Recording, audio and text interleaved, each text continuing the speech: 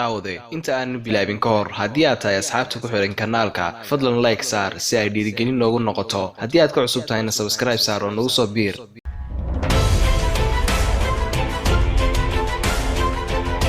السلام عليكم waxaan sii maqlayaa gabadhii oo isoo leh mudane furahaagi ma sajaleecin masar kaarkayga ayaan haabhaabtay oo waxaan kireystay hotel kale habeenka cabsiya ama kaaga ayaa mirinay laabtayda oo hurdo maaladin waxaan aaminsanaa in saacadii la doono albaabka la soo jabin karo markaan xasili waayay ayaan beej u diray fariin email ah oo sidan u dhigan waxaan u baahanahay caawimaad degdeg ah la iima soo jawaabin taasoo igu kordhisay argagixii iyo baqdintii habeenku waa uu dheeraa shaqaduna waa ay badataa marka aad cabsanayso waxaan doonay in aan mar ka baxo hoteelka oo aan fadhiga laygu qaban go'aan qura waan ku calool adeegi waayey habeenkii anigoo soo fadhiya ayuu igu dhammaaday argagaxna waa uu dheeraa naftaydii oo argagaxsan ayaa telefoonka ka ballansatay duulimaad nasiib xumadayda waa la ii waayey diyaarad baxaysa waxaan ku waashay waa emergency laakiin cid i dhegaysanaysa ay ma jirto waxaan raadiyey wakiilka arrimaha socdaalka noo fududayn jiray Nairobi fadhiyay waa iga qaban waayay telefoonkii waan ku celceliyay lama heli karo markuu yiri wax igaga xanuun badnaa ma jirin waxaan u qaatay ciyaar uu igu bilaabay ururkii waa habeen cimrigayga ka go'an oo dhaawac u geystay caafimaadkayga goor xeeri iyo fadhaal ay kala dhaceen oo ay nafiigu jirin ayaa la ii soo jawaabay waxa la ii sheegay in aanan waxba jirin ana waan qariyay dareenkaygii anigoo aan aaminsanayn dejintooda waxay siiyeen assignment cusub oo Muqdisho ah beej ayaa ii soo sheegay in diyaaradu wato Sir William Don ay ka qaadi doonto madaarka Jomo Kenyatta oo aan la qabto wax kasta oo iga baahdo anigoo aan dharkayga ka doonan hoteelka ayaan qabsaday taxi geeyo madaarka Sir William ayaa si weyn ii soo dhaweeyay waxa uu ii soo fiiqay koob uu khamri ku shubay waan ka cudur daartay oo waxaan u sheegay inaan cabin isagoo ila kaftamaya ayuu yiri kanaan cabin kamid ah dadyawga ilbaxa ah kuma jira ayaan ku wuri ilbaxa waxaan weydiiyay oo aan ku wuri mudane kulankii duway show sanad baa ka soo wareegay anigoo u raaciyay hawlihii shidaalka ma bilaabaysaan Sir William ayaa igu jawaabay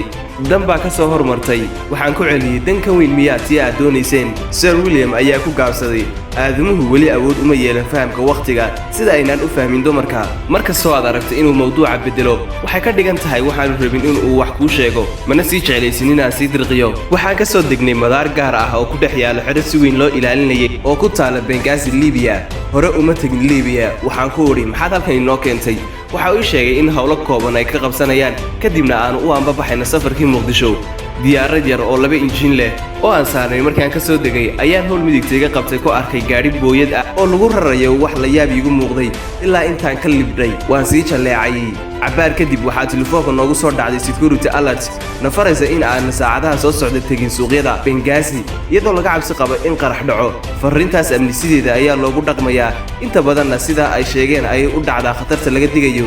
2 saacadood kadib waxaa dhacay qarax xooggan oo gilgilay magaalada Benghazi wararkii ayaa furtay si aan wax uga ogaado waxa dhacay iyo khasaaraha uu geystay taxajab ayaa labada dhaban gacmaha saaray Al Jazeera ayaa ka warramaysa qarax ruuxay dhismo warshad sifaysa shidaalka oo ay ka qaraxday booyad laga soo buuxiyay waxyaabaha qarxa ee TNT ka mid tahay haraaga booyada ayaa ila ekaaday tii la rarayay ee aan ku arkay hoolkii ma xaqiijin karo fiidkii markii aan isku nimid Sir William ayaan si sarbeeban u weydiiyay in qarax la sameeyo ay dantiina gali karo Sir William ayaa igu yiri weligaa talaabadaada in kugu filan qaad madaxa ayaan ruuxay anoo u muuqda arday edeb badan markaas ayuu ii furay sheeko gaaban badana hanaan sarbeeb u dhacaysa waxa uu igu yiri we create the choice and then we move in the capitalize on the choice kolka ayaan si toos ah u iri marka wixii maanta dhacay faa'iido ayaa ku jirta anigoo si dadban u weydiinay in ay geystaan qarax Sir William waxa uu igu yiri isagoo hanjabaad ka muuqato ha ku hafan badweynta siyaasadaha danta ku dhisan intuu iga dhaqaaqay ayuu igu soo tuuray waxay dantu kugu jirtaa in afkaagu daboolaado Sir William ayaa u cawday beej oo ku yiri ninkan ma aamini karo isna uu dejiyay oo wuxuu sheegay in ay kalsooni buuxda ugu qabaan oo aan u fuliyo hawlo muhiim u ahaa Dark Marow subaxii ayuu beej fariin ii dhaafay oo igu farayay in aan su'aalaha ka yareeyo William laakiin aan la qabto hawsha uu igu baahdo waxaan u ballan qaaday inaan mar dambe laga soo cabanin Sir William Dom ayaa ii yeeray waxaan u tagay anigoo is dhowraya oo diiday inuu dareen khaldan iga qaato Sir William waxa uu igu bilaabay in wanaagsan ayaa tahay mid iska jir dunidan il qura ayaa la kala hayaa adna labada indhood ayaad furatay hortaada uun eeg hareerahana ha eegin hana ka dheerayn waqtiga aad nooshahay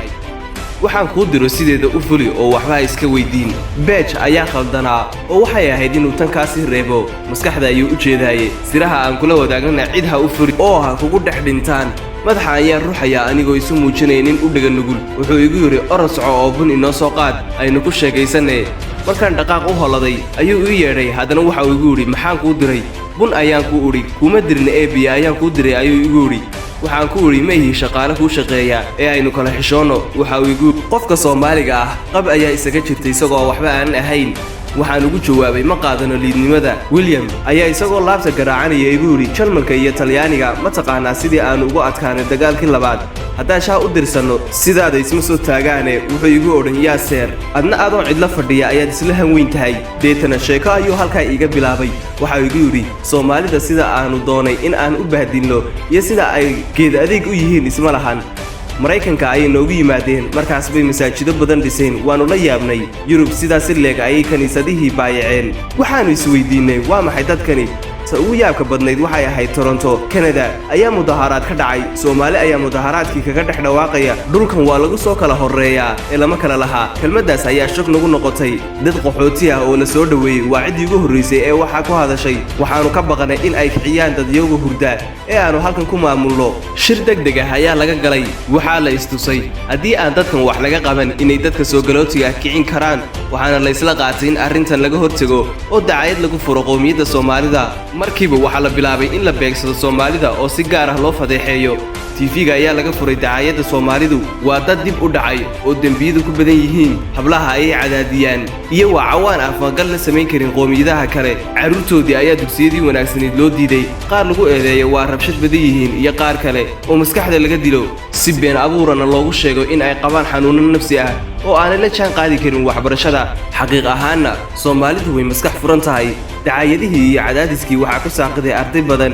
waxaana batay dambiyada ay galaan dhalinyarada Soomaalidu marka loo eego qaxootiga kale magaalada waa airportka ayaa lagu dhibi jiray qofka loo garto Soomaali inuu yahay passportigu doona ha wato waa in la bahdilaa waa qorshe aan u dejinay in lagu wiiqo oo hoos loo dhigo hanka sare ee qofka Soomaaliga ah oo noqotay caqabad Sir William intuu sheekada iska xidhay ayuu ii bilaabay sheeko kale waxa maanta aan halkan u joogo ma aha shidaal ee khayraad ka weyn ayaan baarayaa uu sii watay hadalka oo waxa uu yiri ma aha markii koowaad ee halkan imaado waase markii labaad waxa uu yiri waqtigii Unisom ayaa madaarka Baydhabo oo xarun u ahaa shaqaalaha gargaarka waxa si kadiisa u soo weeraray Generaal Maxamed Faarax Aydiid ciidamadiisu waxay qaateen kombiyuutarada lagu shaqaynayay kombiyuutarada waxa lahaa shirkadaha shidaalka iyo macdanta hal kombiyuutar ayaa ku jirtay xog xasaasi ah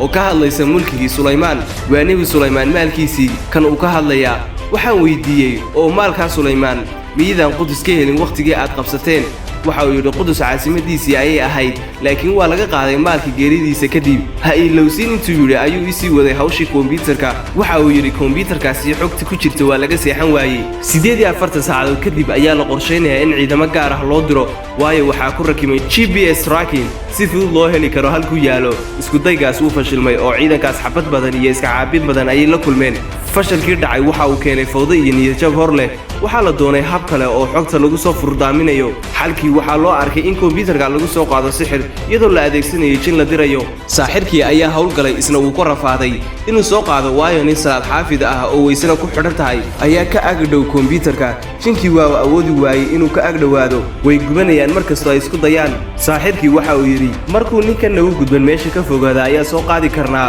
markii salaadii subax la aadimay ee ninka saalixa masaajidka tagay ay suurtagal noqotay in la soo qaado waxaan weydiiyay oo jinku alaama soo qaadi karaa William waxa uu jawaabay kuwa aan salaada tukan waa ka soo qaadi karaa kombiyuutarkaas hadda anaa gacanta ku haya waan yaabay oo waxaan ku iri markii jinku soo qaaday ayaa gacantaada ku jira ha intuu yiri ayuu gacantay qabtay oo ii kaxeeyo dhinaca qolkii uu deganaa markaan gudaha galnay ayaa igu iri markasta oo la shido kombiyuutarkaas jin ayaa soo xaadira oo dooqadahaas dabayl wareegaysa ayaa ka soo galaysa ee habaqan waxaan ku iri anigu meel jin joogo ma fadhiyi kare dibadda ayaan u baxayaa markaad xogta ka dhamaysatana ii yeedh waa si wanaagsan intii yiri ayaan anna dibadda u soo baxay albaabka ayaan istaagay in yar kadibna waxaan maqlay dabayl xoogan oo qolkii wareegaysa iyo ninkii oo cabaadaya oo aad u qaylinaya intaan isxajin kari waayay ayaan albaabkii gudaha u galay anoo cabsoonaya waxaan arkay ninkii oo kor loo qaaday oo cunaha la hayo waxayna aanan arkayn isagii ayaa